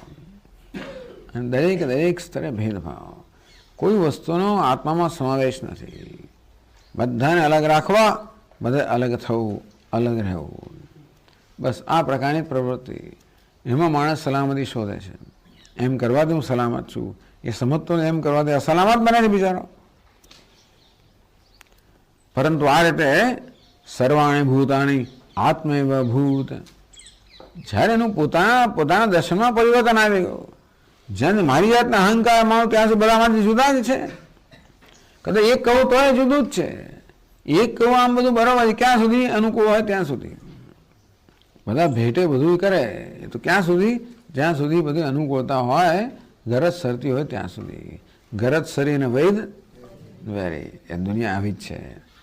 આવું જ હોય. અજ્ઞાનમાં બીજું હોય શું? અને એને કારણે બધો શોક આ જ છે. એને કારણે શોક છે. જ્યાં ભેદભાવ પડ્યો શોક સિવાય બીજું હોય શું? દ્વિતીયાદ્વય ભયમ ભવતી, બીજો ભય જન્મવાનો. અંતેથી આત્મૈવ સંવૃત્ત, જે બધું અનાત્મા હતું બધું આત્મા બની ગયું? બની નથી ગયું. જેને અનાત્મા માનતા હતા આત્મા જ છે, હું જ છે, એવું જ્યારે જ્ઞાન થયું, અર્થાત પોતાની ઉપાધિમાંથી અહમભાવ દૂર થવાને કારણે પોતાનું દર્શન બદલાઈ ગયું. મારા વિષયનો ખ્યાલ જ બદલાઈ ગયો. હું હવે નિર્વિશેષ ચૈતન્ય, એવું જ્યારે મને જ્ઞાન થાય ત્યારે બધાનો સમાવેશ થાય. હું એક નદી છું, બીજી નદી પાસે ના આવે.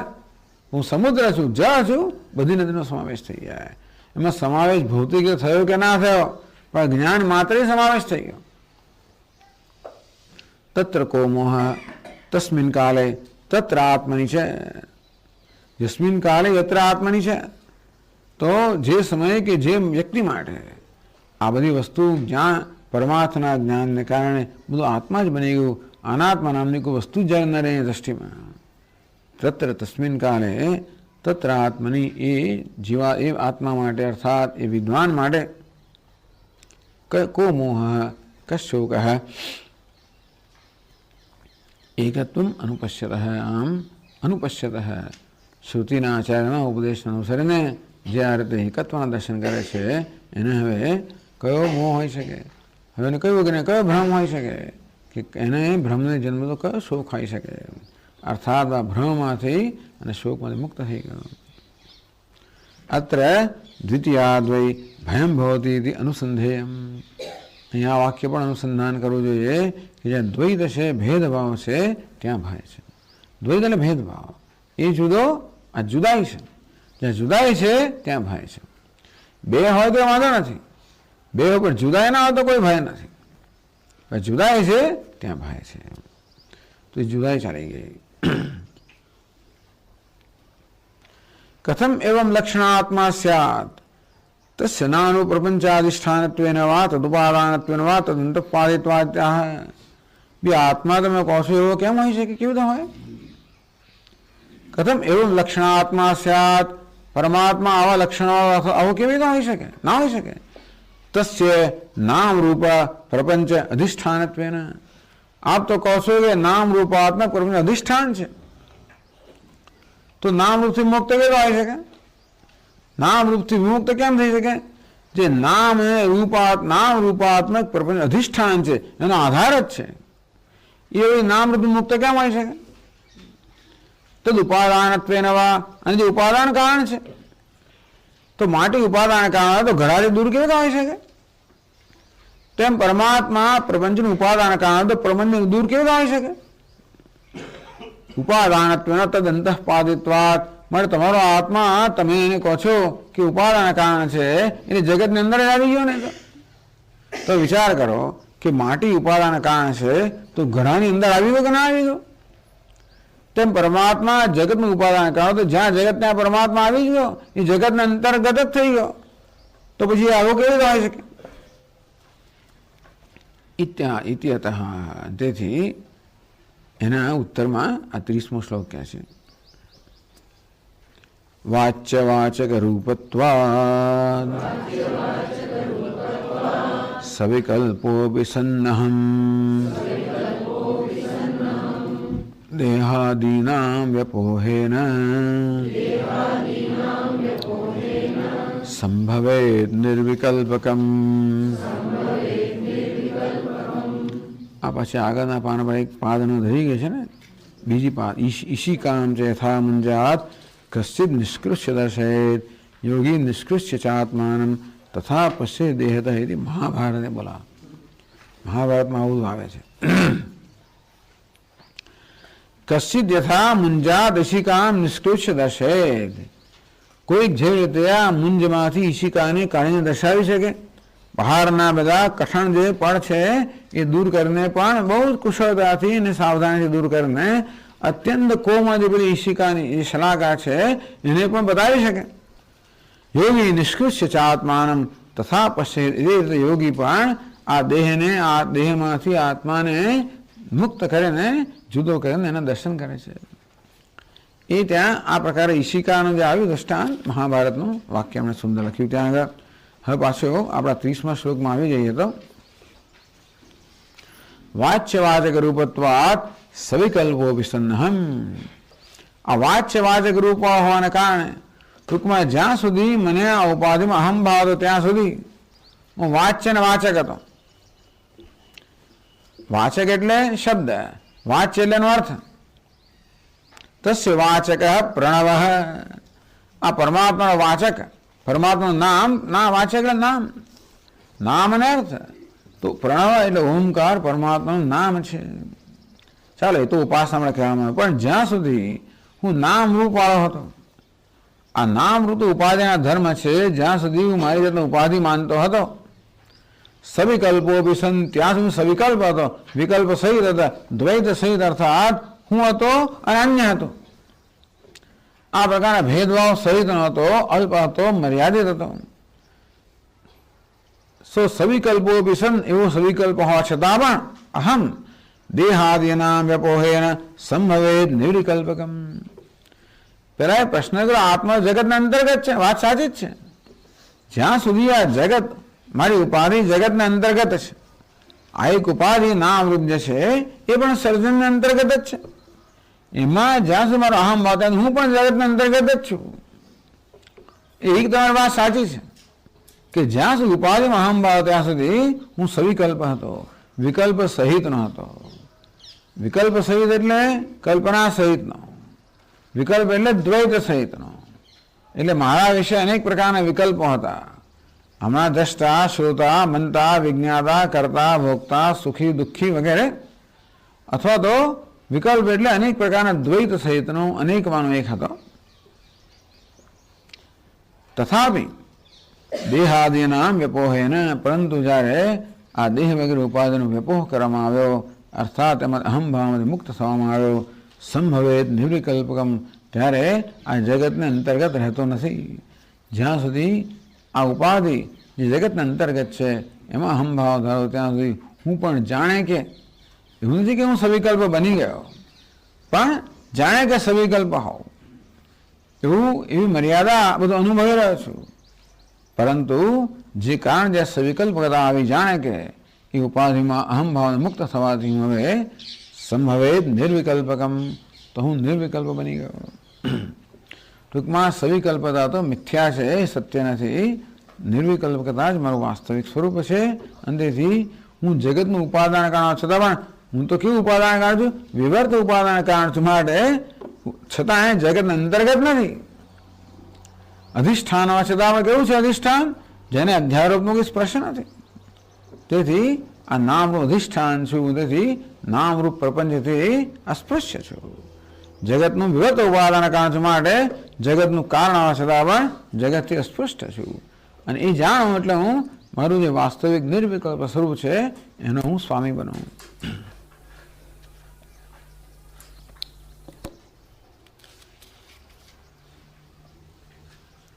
તો છેલ્લે પછી પ્રશ્ન કરે છે, દેહાદિ વ્યપોહસ્ય શૂન્યાવસાનત્વાત કથમ નિર્વિકલ્પકાત્મસિદ્ધિ.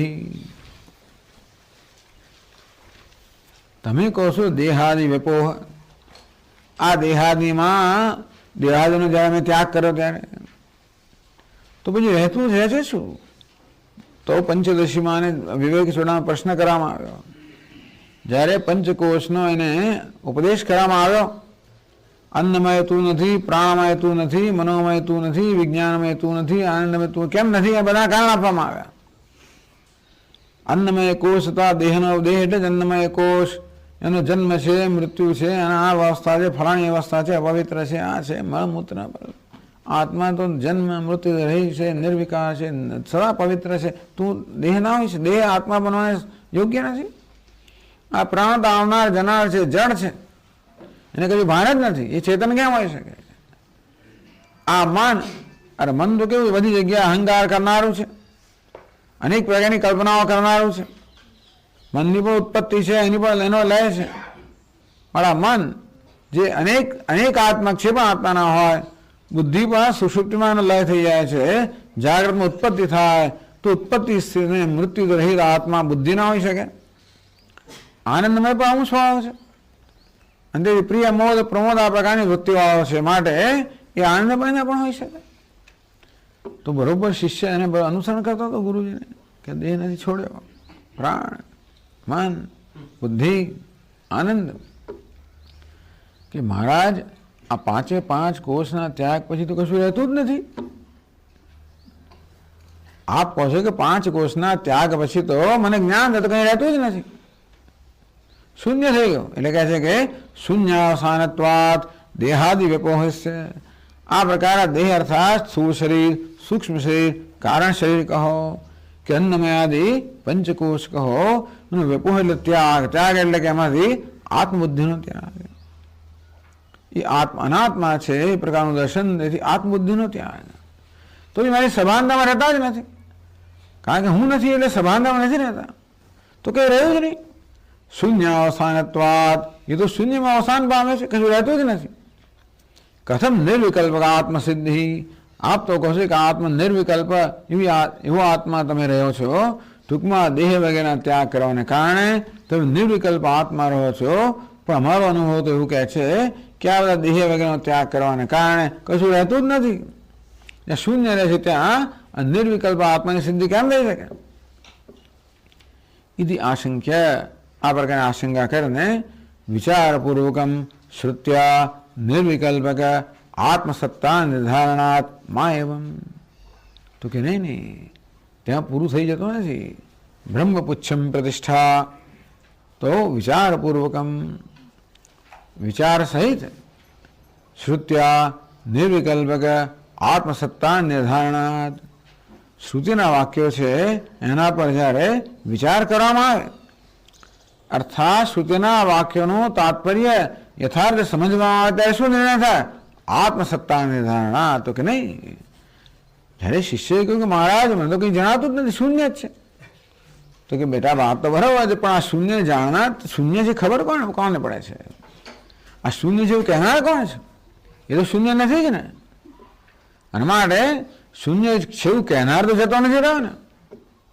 બસ એ જ નિર્વિકલ્પ આત્મા, એ જ આ કહેનાર, અર્થાત આ બધા કોષનો નિષેધ કરનાર.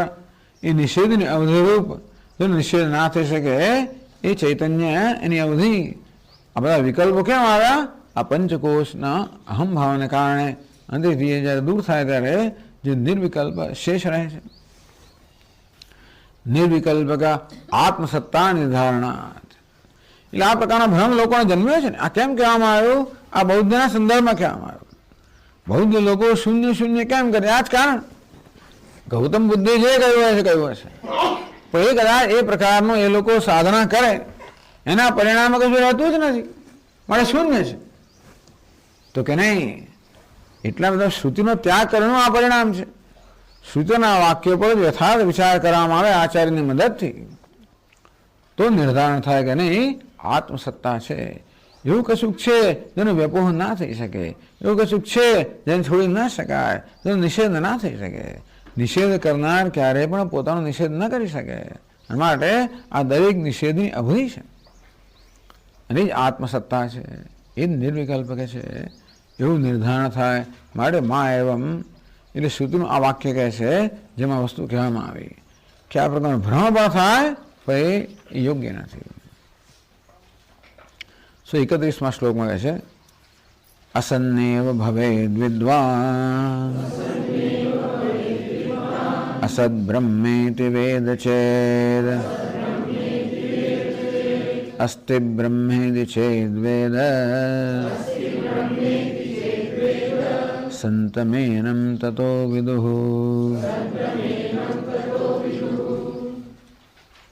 અસન્નેવ સ ભવતિ અસદ બ્રહ્મેતિ વેદ ચેદ અસ્તિ બ્રહ્મેતિ ચેદ વેદ સંતમેનમ તતો વિદુઃ ઇતિ. તો વાંચ, એટલે આના કારણે કોઈ એવો નિર્ણય કરે ટૂંકમાં પંચકોશના નિષેધને કારણે જ્યારે હવે અનુભવનો કોઈ વિષય રહ્યો નથી, અત્યારે અનુભવના વિષયો હતા પંચકોશને કારણે, એ પંચકોશનો નિષેધ કરવાને કારણે અનુભવનો કોઈ વિષય રહ્યો નથી. મારે એમ કોઈ નિર્ણય કરે કે અનુભવિતા પણ નથી, પણ અનુભવનો વિષય તો અનુભવિતા પણ જતો રહે, દૃશ્યના તો દ્રષ્ટા પણ જતો રહ્યો. ભાઈ કંઈ નથી એવો નિર્ણય કરવો એ ખોટી વાત છે. એવો નિર્ણય કરો તો અસન્નેવ ભવતી અસદ બ્રહ્મેતિ વેદ છે. બ્રહ્મ અસદ વેદ છે, બ્રહ્મ અસત છે. યહ કોપી અસત અર્થાત નાસ્તિ બ્રહ્મેતિ વેદ છે. જે કોઈ આ પ્રકારના નિર્ણય પર આવે કે બ્રહ્મ નથી એટલે કે આત્મા નથી, અસત બ્રહ્મેતિ વેદ અસન્નેવ ભવતી, એ પણ અસત બની જાય છે. બ્રહ્મ નથી એમ કહેનાર નથી બની જાય છે. સોપી અસન્નેવ અવિદ્યમાન એવ ભવતી બ્રહ્મણેવ આત્મત્વાત. એટલે ટૂંકમાં એનું જીવન વ્યર્થ જાય છે. કહેવાનો ભાવ એ છે કે એ કંઈ એની હસ્તી મટી નથી જતી, પણ એ ન હોવા બરોબર થઈ જાય છે. બ્રહ્મ નથી, ઈશ્વર નથી, સત્ય નથી એવું જે લોકો માને છે એ લોકોનું જીવન પણ ન હોવા બરોબર જ છે. ટૂંકમાં કારણ કે જીવનમાં કોઈ ધ્યેય રહેતું નથી, જીવનમાં કોઈ ધર્મ રહેતો નથી, એનો કોઈ પુરુષાર્થ રહેતો નથી, બધું શૂન્ય, બધું ઓબ્લેવિયન. પેલા એક જણાવ્યું આપણે બસ એવરીથિંગ ઇઝ ઓબ્લેવિયન, આવી જાતનું.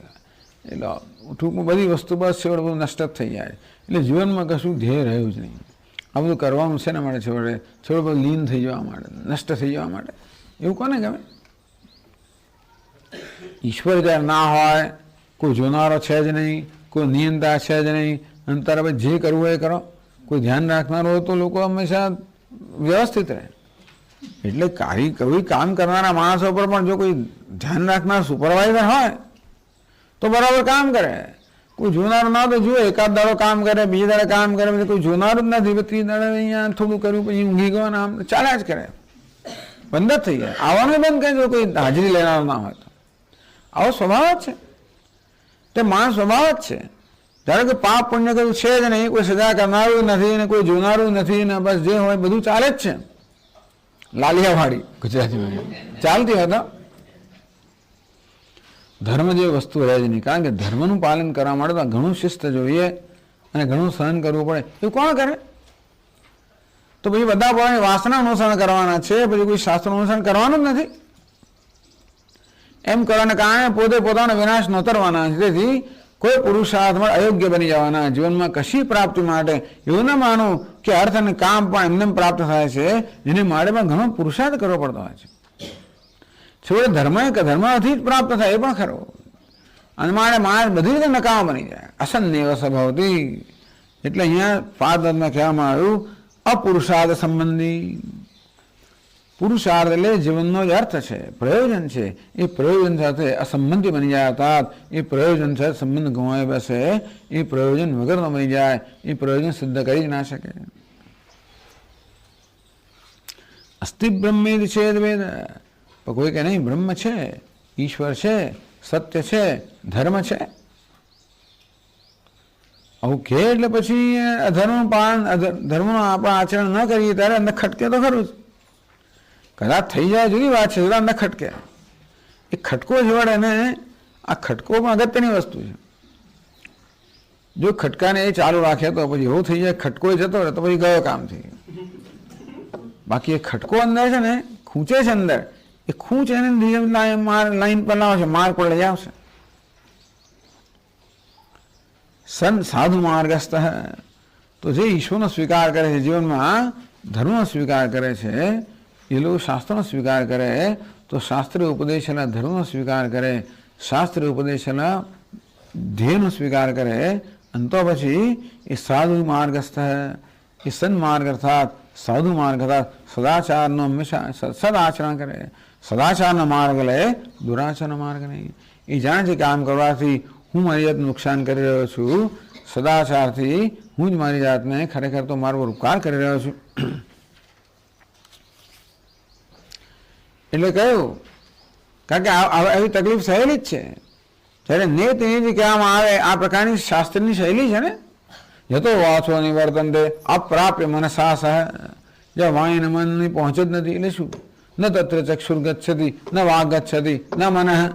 ચક્ષુની, વાણીની, મનની, જ્ઞાનેન્દ્રિયોની, કર્મીની કોઈ ગતિ જ નથી. આવું છે તારે કશું? તો સત્યમ જ્ઞાન અનંત એટલે અસત્ય નથી ને અજ્ઞાન નથી ને અંતભાવ નથી એવું કહી દીધું. દરેકમાં બધું નકારાત્મક વસ્તુ જોવામાં આવે એવું જ લાગે છે. તો સુધી નકારા જ કરે છે બધું. એવું લાગે છે કશું છે જ નહીં આ બધાની પાછળ, બ્રહ્મ છે જ નહીં. શ્રુતિ અસતનો ઉપદેશ કરે છે, શૂન્યનો ઉપદેશ કરે છે. એવી જાતનો નિર્ણય કોઈ કરી શકે?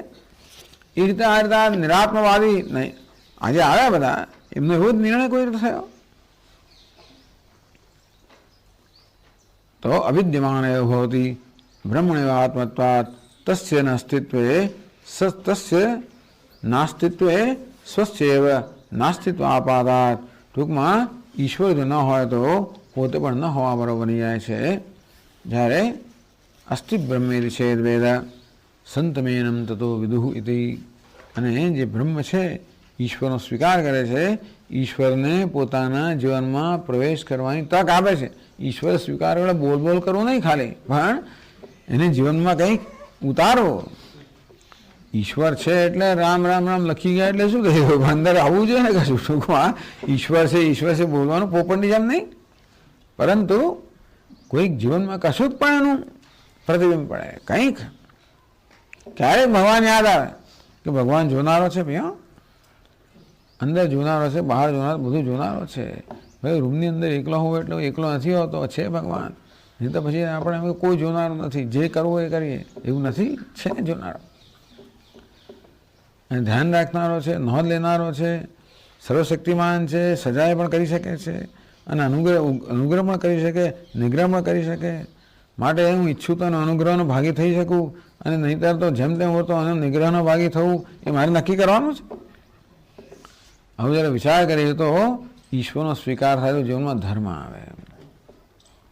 આ રીતે માણસ કલ્યાણના માર્ગ પર પ્રયાણ કરે તો જીવનમાં ધર્મ હોય, તો જ સદાચાર હોય, જ્યારે આ પ્રકારે જીવનમાં ઈશ્વરનો સ્વીકાર છે. અને ઈશ્વરનો સ્વીકાર એટલે ઈશ્વરને પ્રાર્થના હોય, એને અનુગ્રહ માટે પ્રાર્થના હોય, જેથી મારા આ સદવ્યવહારની અંદર પણ જે કે મદદ જોઈતી હોય ઈશ્વર પાસે મળી રહે. અને એ પ્રારંભ થયો ઈશ્વર છે ત્યાંથી. એમ કરતા કરતા છેવટે નિર્વિકલ્પક સંભવેદ નિર્વિકલ્પકમ. તો ઈશ્વરની મદદ લઈને આ માયાનો વ્યપોહ કરતા કરતા, એટલે કહ્યું ને મોહાપોહ ભવેદ મોક્ષ પ્રમાતૃણામ મોક્ષ. આ મોહનો અપોહ કેમ કરવો, માયાનો અપોહ કેમ કરવો? ઈશ્વરને પકડવાથી. કશું પકડી ત્યારે બીજાને છોડાય, નથી છોડી દે તો પડીએ આપણે. સર્કસમાં ઘણી વાર એવું કહે ને, પેલું ઝૂલામાં જ્યાં જાય આ છોડીને પેલું પકડીને નીચે જ પડે. તેમ માયા છોડી ક્યારે? ઈશ્વરને પકડીએ ત્યારે. એમને છોડાય નહીં માયાને. તો એવી રીતે ઈશ્વરને પકડે તો ધીમે ધીમે મોહાપોહ પ્રમાતૃણામ મોક્ષ રીતે વિધીયતે. આમાં આવું ઝાઝી ચિંતા કરવાની જરૂર નથી. આત્મા જે છે તે ખરો, આ માયાને છોડવાની જરૂર છે. માયા છોડવા માટે આત્માને પકડવાની જરૂર છે. આત્માને પકડવા માટે પહેલા આત્મા છે, ઈશ્વર છે, એ જ છે, સર્વત્ર છે, સર્વ સ્વરૂપ છે, એ જ મારી વાસ્તવિકતા છે. એ પ્રકારે એનો સ્વીકાર કરવાની જરૂર છે. એ જ જીવનનું ધ્યેય છે, એ જ સાધ્ય છે, અને સાધન પણ એ જ છે. એને જ પ્રાપ્ત કરવાનો છે, એની કૃપાથી જ પ્રાપ્ત કરવાનો છે. અને તો મારે શું કરવાનું? એની કૃપા માટેની યોગ્યતા પ્રાપ્ત કરવાની. એ ક્યારે થાય? સદાચારથી થાય. જીવનમાં સદાચાર હોવો જોઈએ, મૂલ્યો હોવા જોઈએ, પ્રાર્થના હોવી જોઈએ, ભગવાનનું જરા ભજન હોવું જોઈએ વગેરે. એવું ક્યારે થાય? પછી શાસ્ત્રોનું અધ્યયન પણ જોઈએ, ઈશ્વરને સમજવો પણ જોઈએ. આ રીતે પોતાનું જીવન ધીમે અને સમર્પિત કરીએ ત્યારે પછી ઈશ્વર જેમ જેમ આપણો જેનો પ્રવેશ કરે તેમ તેમ આ માયા છૂટતી જાય. આમ કહેવાથી માયા છોડે છોડે કેમ? માયા આપણે છોડે તો જ છૂટીએ. આપણે માયાને છોડી શકવાના જ નથી. માયા ક્યારે આપણે છોડે? ઈશ્વર અંદર આવે એટલે માયા છોડે. માયાને જ કે તું જ મને છોડ ભાઈ. ખરેખર જાણ્યા વિચેતાંસી દેવી ભગવતી હિ સા ભલાદાકૃષ્ટ મોહાય મહામાયા પ્રયચ્છતિ. ભલભલાને પકડેલા જ છે. હું છોડવા માગું, છૂટે નહીં, પણ ઈશ્વરને પકડવાની જરૂર છે. જેમ જેમ એને પકડી જાય તેમ તેમ આ છૂટે. મોહાપોહ પ્રમાતૃણામ મોક્ષ રીતે વિધીયતે એમ કરી માયા સંપૂર્ણ છૂટી ગઈ એનું નામ છે મોક્ષ.